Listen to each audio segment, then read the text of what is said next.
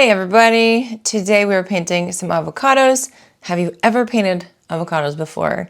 I was making guacamole yesterday and I arranged the avocados and I thought, my goodness, they look so beautiful. So I wanted to paint them before I squished them up and made the food. So this is the result. I hope you have fun. Let's get painting together. So for these avocados, we're just going to take whatever greens we want to take, really. I've got a mixture of greens on my palette. I've got a number 12 round brush, so I'm just going to start making some interesting shapes of an avocado. So just this one is a little bit wider and then kind of comes in like this. And I'm going to just color it in. There's going to be another avocado on top of that, so I'm just, going to leave a little open space here. For that, grabbing, variation of green, possibly, if that's what you want to do. And then just putting in these beautiful ovally round shapes, like really stress-free painting. That's what I'm trying to promote. And so just thinking about the basic shapes of these, maybe adding in a little bit of darkness for this one. We're just going to put this one on its side. Of course, these guys can touch too. There's nothing wrong with that. I'm just going to put like a half one here. And then just changing up your greens, just adding in those beautiful shapes, and they can touch, so they're going to do some bleeding, kind of some blooming, and then a little bit of a roundness here. And then we'll do the side of the avocado very soon. But I do want to finish this one right there. So remember, like, you could add other things to this if you want to. You can add some line details, which would be quite fun, quite lovely. And we have 7 avocados here, so I'm just putting those in, look like little eggs right now, green eggs. So when you're painting fruit, I want you to think about some of these things. First of all, just thinking about the basic shape, because it can feel very overwhelming to paint fruits. Like, how does one do that? I mean, especially on this channel, we're so often just painting fruit. We're so often just not painting fruit. We're painting flowers, sometimes landscapes. We've got this little crescent shape here. And so, sometimes it can be hard to kind of wrap your mind around that if you're used to doing something else. And maybe you paint other things too, I don't know. But I've got this arrangement of these avocados. They were so beautiful. I was going to make guacamole and I said, you know what? I need to film this right now. This is too beautiful to miss. So just another crescent shape right there. And then if you want to, you can do the plate. I was thinking about it. I might do it. We'll see. But let's kind of give this a dry over. Let's dry it. We'll get some splatter on there first too. And then we'll dry it. So a little bit of green. And just splatter here and there on the page. I'm actually going to do some pink too. So I've got a very thin brush. Number 6 round. I'm going to grab some pink.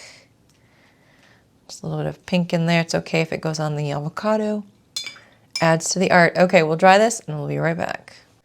Okay, so everybody's dry. We're just going to start putting in some of our brown. So actually, I'm going to go with the burnt sienna. As you can see, I'm just digging in, getting some really concentrated burnt sienna. And then I'm going to put in my pit. It's a nice rounded ball. Don't get too particular about it. It's not the end of the world. Just add in a nice ovally shape. And then I'm going to wet my brush a little more, grab some more of this dark, dab my brush, and then I'm just going to pop in wet on wet. Some darkness over here to create some pretty contrast, leave a little highlight. And then I'm just going to start outlining with a really thin line, a very wiggly avocado outside the peel. And I'm purposefully letting it be wonky, letting my hand just kind of wiggle, let it be loose. And let's grab some more of that brown dabbing and just start outlining some of these avocados. We'll do the centers too, but I'm just getting excited about this part, that little outline over here. And this is a nice place where you can start to correct if you feel like an avocado shape is just not quite what you want it to be. You can kind of make it bigger, rounder, or less round, whatever. Okay, continuing on with where you would see all of these peels. This is going to go over there too.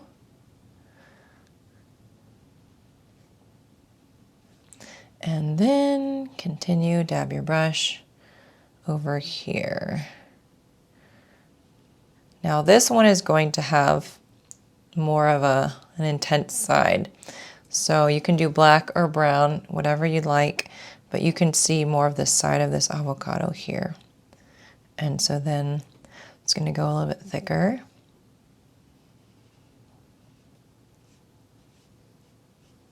For that one. So, you know, with these fruits, another thing that I would say that's really a helpful tip besides, oops, let's dab that brush. Besides, of course, you know, just trying to do those basic shapes is to just do a lot of outlining.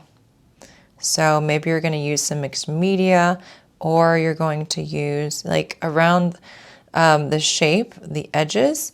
Maybe you're going to use markers or just really thick watercolor like me, but it's really making them stand out. And you can use a black pen as well if you feel more comfortable with that. Really whatever is most comfortable for you. So let's go ahead and do this. And then I would say another tip is to, of course, use reference photos or use real life experiences like these avocados. You know, when I was cutting them up, I just couldn't resist. I had to paint them. Before I do this part, I want to actually settle on where the pit is going to be. And then we'll kind of, actually, you know what? We can do the brown right now. I think I'm ready. I'm ready. So I'm just going to go ahead and put that in. And then we will put those pits later. But I love to paint from real life, but I also love a good reference photo. And so, you know, just do both and experiment. And then a third tip is to just try a whole bunch of different types of fruits. Like try painting a whole bunch of different types with different textures, different colors. Especially if you're a person that is not used to painting something other than flowers or landscapes. It's really healthy and important to try a whole bunch of different things. And just like anything, it gets your confidence boosted and you realize that you can do so much.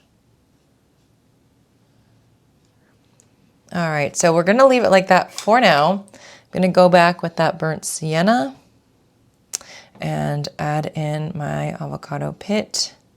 It's very round here.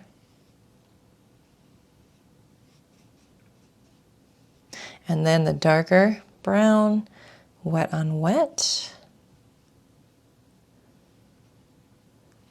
Now, another tip is to do kind of like a whole mixture of fruits or fruits and veggies. So we're just focusing on one thing, and I think that is really fun to do.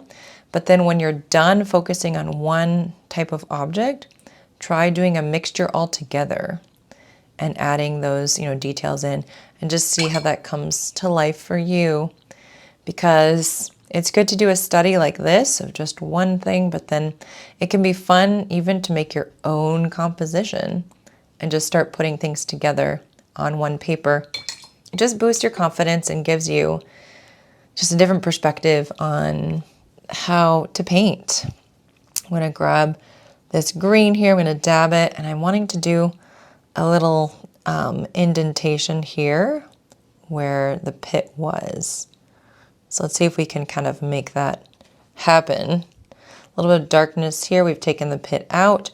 If I don't like how this is, as is with art, you can always fill that in with an actual pit yourself if you'd like. But I'm just playing. I notice that's where the pit has been taken out. That part always looks a bit darker.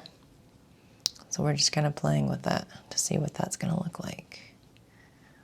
A little darkness. So you can add a darker green, or you can just kind of add a similar green that you already used, but as you're adding those layers, it's going to automatically look darker. Okay, we do need to add in that dark part for right here, the little umbilical cord, I like to call it, right there on the avocado. I don't know. This one doesn't really, well, we'll just put one here. We'll just say it has it right there. That's that little part that kind of sticks out at the top. And that has enough. Okay, I'm going to dry this and we'll be right back for the details. Okay, getting a little bit more dark. One thing I need to do is bring this around here.